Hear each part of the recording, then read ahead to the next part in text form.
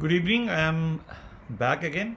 There was a quite a bit of gap, but today we are going to make up for the gap, and we'll cover quite a bit, but within a time which wouldn't bore you. Today we will start talking about matrices. Now the audience I'm addressing, I believe that most of you have some idea of matrices. So matrices are a collection of numbers. It's array of numbers, which could be a rectangular array, and which could be a square array. There are rows of numbers, and you can also think of them as columns of numbers, whatever you want to think.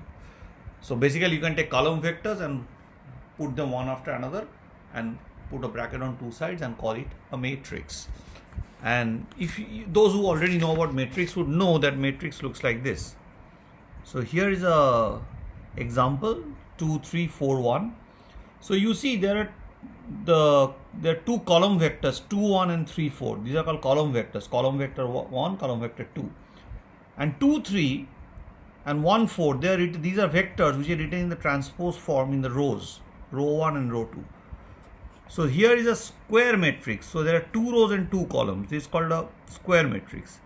And here I have 3 columns, but I have 2 rows. So it's a 2 rows and 3 columns. It's 2 into 3 matrix. It's a rectangular matrix. So all these entries here are real numbers. If all these entries are real numbers, it's called a real matrix. If we are only going to scale these numbers by real numbers. So real matrix are only those matrices where only real entries are allowed. So for example, I can take these kind of matrices as real matrices where I'll only allow real numbers. But of course, there are certain cases where complex entries are allowed. For example, this famous set of Pauli matrices. Pauli matrices are used in quantum mechanics to study intrinsic property of particles called spin. And you see here this particular matrix gamma 3 or gamma 2 or sigma 2 or y, which is 0 minus I 0. So this is a matrix which has I, which is square root of minus 1. Here we have entered in complex numbers, so this is a complex matrix. So both kind of matrices are possible, but largely in our study, in what we intend to do, go towards more of machine learning, data science stuff at the end, optimization. So to look at the link between linear algebra and all these things, we would be happy with real matrices, right? We won't be getting too much into that. Now there is this interesting idea of how do you generally describe a matrix. That has to come. Now every matrix can correspond to a vector.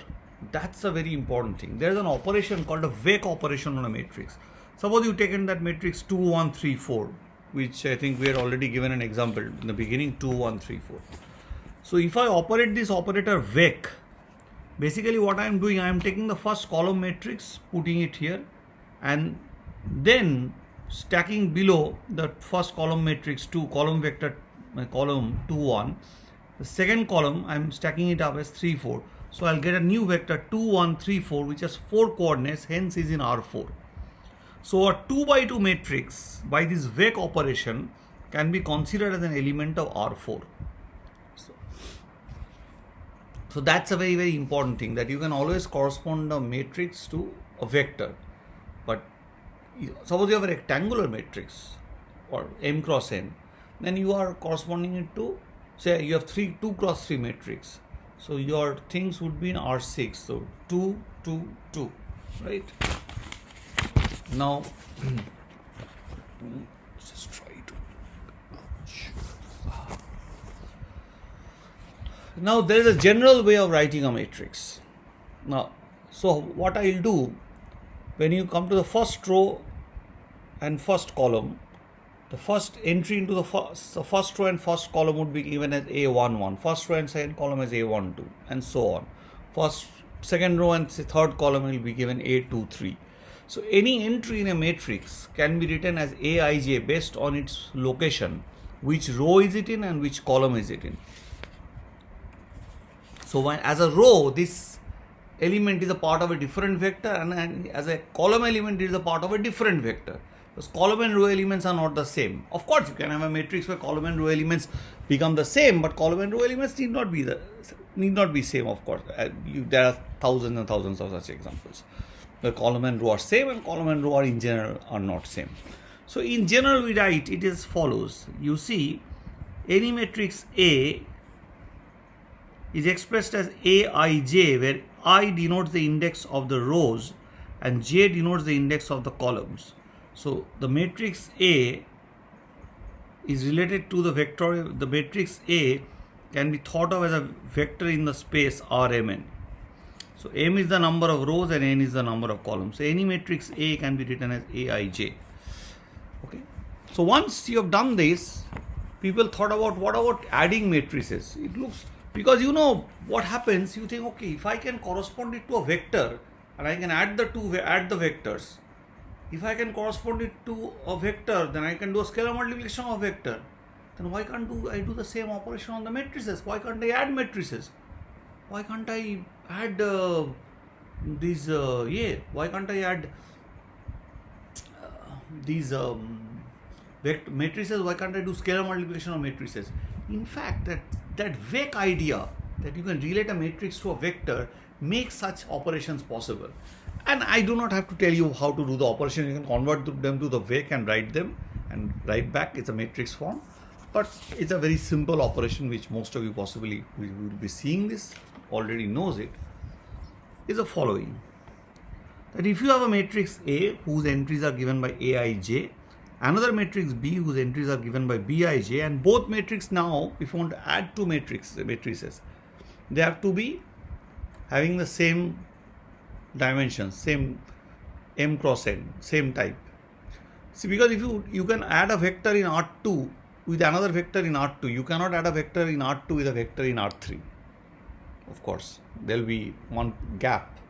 So, in order to make sense of addition, of course, because they correspond to vectors, so these A and B's are actually, these matrices are corresponding to vectors in the space Rmn. So, you're basically adding two vectors in Rmn. And so matrix A plus B, each element would be a new element now Cij, and each Cij at the ij position, that is C is as a row element, it is in the ith row, and as a column element is in the jth column. So Cij is nothing but Aij plus Bij. This is known to you. Now how would I talk about matrix, my scalar multiplication of a matrix?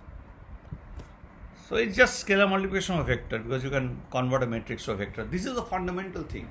See, everything boils down to those two operations, which Gilbert Strang has kept on telling at the very beginning, that whole of linear algebra is based on these two operations: scalar multiplication and vector addition.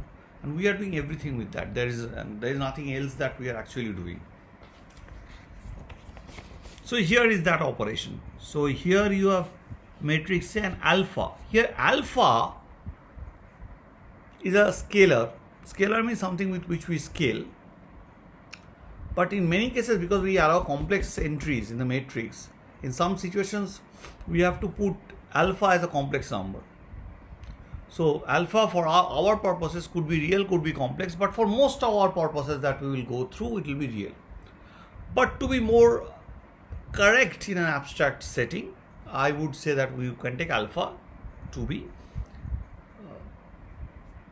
C also, depending, because when I say Aij, Bij, I am not specifying whether these are real or complex. It could be complex also. When I say Aij here, I can have complex things also. You can say, okay, well, what is the problem if I multiply a real number with a complex number? It doesn't matter. You can multiply a real number with a complex number, assuming that you can multiply a real number with a complex number, means because real number is a complex number whose imaginary part is 0. So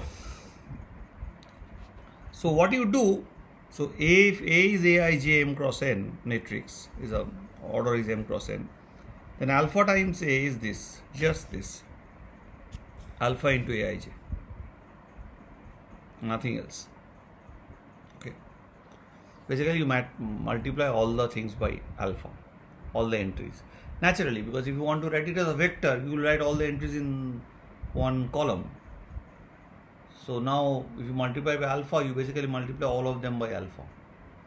In Rmn, if you multiply all of them by alpha, and that's it. That is why you actually multiply all the elements in the matrix by that alpha. Okay. Now here is a crucial thing to observe. The crucial thing to observe is that because matrices can be related to vectors in a particular space, which is whose dimension is same as the order of the matrix, do matrices themselves can be thought of as vectors? Can I collect all the matrices, dreaming of matrices as vectors and thinking that matrices under the operation of matrix addition and scalar multiplication of matrices forms a matrix space? Forms a vector space, forms a kind of a space. Is a class of set of vectors. Indeed, we can think of matrix as vectors. And this way of thinking of matrix as vectors goes a very, very long way. We will come to that in detail. I would like to tell you something, share with you as I speak today. I have never taught linear algebra in a class. I have largely taught optimization. So, calculus, of course. So I think this is giving a new experience discussing linear algebra with an unseen audience, and I have no idea who would actually see my stuff, but hoping that you will have some fun. And you can obviously type my name in Google, and you can get my email IDs, and you can just contact me.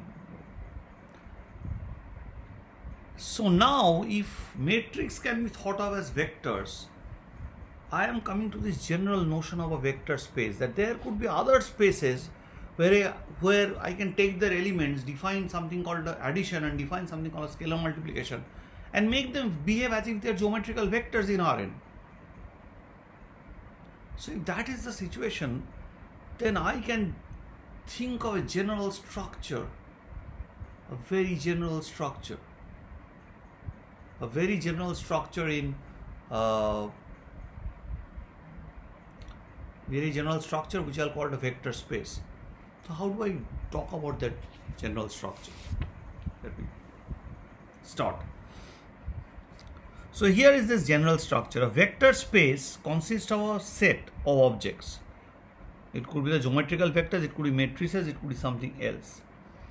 Then we have to fix up a field, which in our case is either R or C. If you fix up R, it is R. You cannot say, okay, sometimes in the same set I'll multiply by R, sometimes I'll multiply by elements from the complex plane. C means complex numbers, of course. So you cannot be dilly-dally on it. You have to fix it at the beginning. Of course, there could be very general fields. I'm not going to talk about field as an algebraic structure here. We'll not go into that level of abstraction. But okay, for our purposes, field would be either complex or real for this moment, but largely real, as I told you. Now, this field, that what scalar you are going to be using, complex or you are going to use real, has to be fixed in the beginning. You cannot say that you use whatever I want at any time on the same set. No, it has to be fixed in the beginning. And that operation has to be meaningful in the sense that if you multiply alpha with an element of so suppose you multiply alpha and with some element in V, that alpha V must be in V. Suppose you are talking about Rn, that space, and now you take your F to be the set of complex numbers. Now if you multiply a complex number, say you have I into the vector, say 1, 1, 1, 1, 1, 1, 1, all entries are 1. So you get a vector I. So this vector is not in Rn, because i's are not real numbers. So this is a vector in Cn, n-fold product of complex plane. So, or suppose you have any complex number. If you multiply any element, say an R2 with a complex number, do the scalar multiplication, you won't get element in R2. So that kind of operation is not allowed. Those are invalid operations. You cannot operate on that basis. Okay. So your field has to be fixed and this has to be meaningful in the sense that these two operations of addition and scalar multiplication has to satisfy these properties which are called the closure properties. As if you add the two vectors, they must be there. And if you scalar multiply, that new vector has to be there. So that has to be a meaningful operation. So scalar multiplication operation is very, very important operation. So that is why your choice of your scalar has to be very, very carefully done. Now, this kind of thing, this associative law is quite useful, we'll see later on. That is if you have three vectors and you want to add all of them one after another. So first you can take these u plus w and u vector plus v vector plus w vector. You see, now I have started giving arrows over vectors so that when I write scalar combination, linear combination, you do not get confused with a scalar and a vector. Electrical engineering PhD, Ketan from IIT Kharagpur had actually told me to do this, and I think his suggestion is actually very good, and I thank him once again thank you very much, Ketan, for this advice. I think people would understand it better because that differentiates the scalar and the vector. Now, so either you do this or you do this, the answer is same. So this is called associative law. Whichever way you want to associate the vectors, the answer would be same. Then comes this law of a zero vector, that every, say Rn, the zero vector is 0, 0, 0, 0, 0. All the n places are 0. So if you add it with any other vector, u1, u2, dot, dot, dot, un, then you will ultimately, if you add them, you will get the new vector would be u1, u2, dot, dot, dot, un, which is u. So adding an element of v by that zero element would leave that unchanged. That's called the identity operation. So here we are entering the realm of abstract vector spaces. Abstract vector spaces. Okay. Then there is something called a inverse element. That if for each vector v, there is another vector minus v which belongs to the vector space v, such that v plus or minus v, this element would give me the identity element 0. This is called the inverse. So if you have a geometrical vector w, any vector minus w is a vector exactly in the same line but in opposite direction. Basically, if you have a vector v and if you scalar multiply that vector by -1 and add these two vectors, then the sum would always give you the identity element, the 0 vector. This 0, of course, is called additive identity, right? Okay. Now we talk about commutative law. You understand that if you add v plus w, first v plus w is same as w plus v. Doesn't matter. Whichever way you write it, it's commutative. So this is the first set of laws. Now comes the important set of laws which is associated with this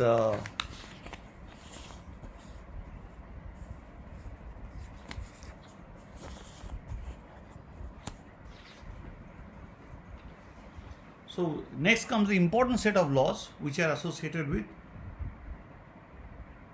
scalar multiplication. Now,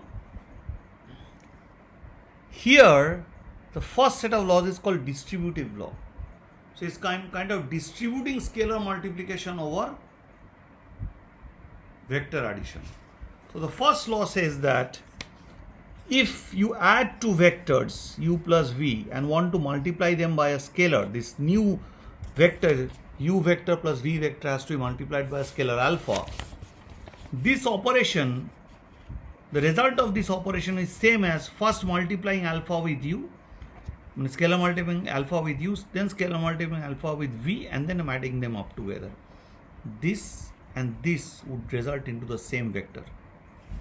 Also, there is another kind of operation is that if you add the two scalars, so if there is addition of two scalars, because real numbers you can add, complex numbers you can add, and you do this alpha plus beta, this scalar is now multiplied with u, and it's doing same as alpha u vector plus beta u vector. So you first scalar multiply u with alpha, scalar multiply u with beta, and add them up.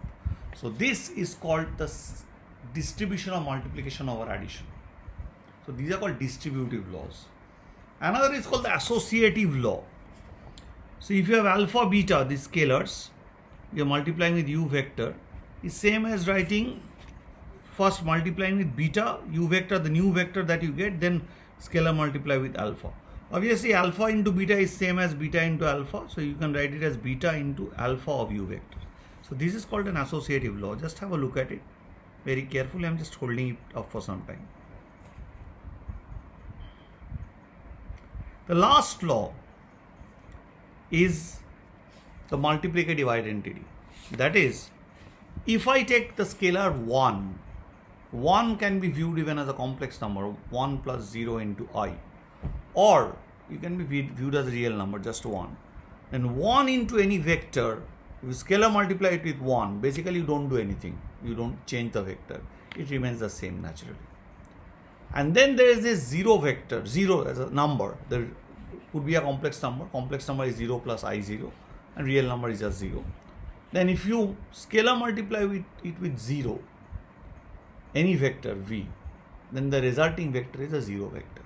That is what it says. Please have a look. Please have a look at these laws very carefully.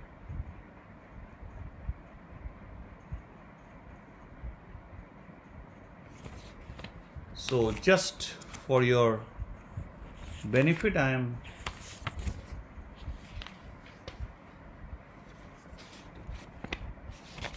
making a mistake. For a benefit, I am just where did I keep this stuff? So I had this law of vector space here. So here is the first set of laws, which is associated with addition largely, and here is the second set of laws associated with scalar multiplication.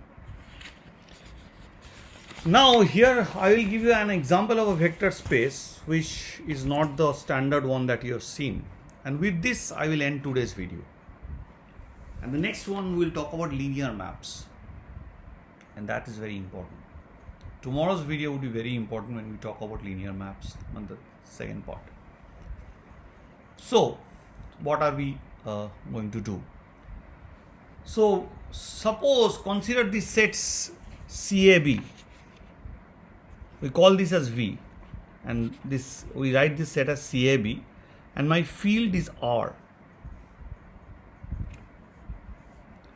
So an element will belong to CAB or V if f is a function from A to B and it is a continuous function. So CAB is a collection of all continuous function which maps an element in the interval AB to the real line. It's a real function which you know, you have read basic analysis. Now suppose I now think of the f and g as the elements, not fx and gx. Please understand, there is a difference between function and the function value. F is the function, which is the object in CAB, and fx is the function value, which is a real number. So there is a huge difference between f and fx. Fx is a real number, while f is an abstract object. It's an operator, right? And what we want to tell you is that this space can be, under proper definition of addition and scalar multiplication, can be viewed as a vector space. It will follow all the rules of the vector space that we had laid down. It will follow.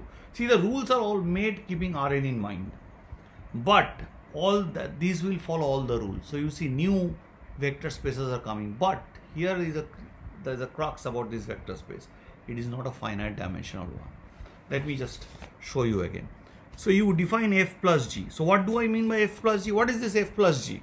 What does this object f plus g do? How does it act? So how does it act? So Defining f plus g means I have to define its action on the real or on real number x, and it acts as fx plus gx. F plus g of x is fx plus gx. Now when I take a lambda or a real scalar and I multiply with f, you can write alpha also. What is this new vector alpha f means? What does it do? How does it act? So when I mean what is the function? A function is always, the meaning of a function always lies in its action. When I say, okay, function f is squaring, so what does it mean? It means it squares a number that you give. So it's always the action. So lambda of f means lambda f of x, lambda of fx. So what you do, lambda f of x means you first compute f of x and then multiply that value with lambda. So f plus g of x means that this value is same as you first compute fx, then you compute gx and add them. Now under this definition of the operation of addition of vectors and scalar multiplication, CAB is a vector space, but it is not a finite dimensional vector space. We will come to soon see why. Why such spaces which satisfy all properties of vector space is an infinite dimensional vector space. It might appear that every vector space should be like Rn, but no, this is a vector space which follows has a behavior like Rn, but is truly not Rn. It fundamentally differs because it has infinite dimensions. So we will stop here for today and then go on discussing about linear maps between vector spaces in the next class, and that will take some time. We'll talk about linear independence, basis, and we'll first discuss linear maps in the next class, and then we will talk about basis. Now in a very general setup, then we'll come to know how do we differentiate between an infinite dimensional space and a finite dimensional space. It doesn't matter whether you're a mathematician, an engineer, or an engineer, it doesn't matter, because infinite dimensional space can chase you up in very practical things like finance. So it's better to know how to differentiate those two. So with this, I thank all of you and good night. And again, be safe and stay safe. Do some math, think about it a bit. Okay, bye. Thank you.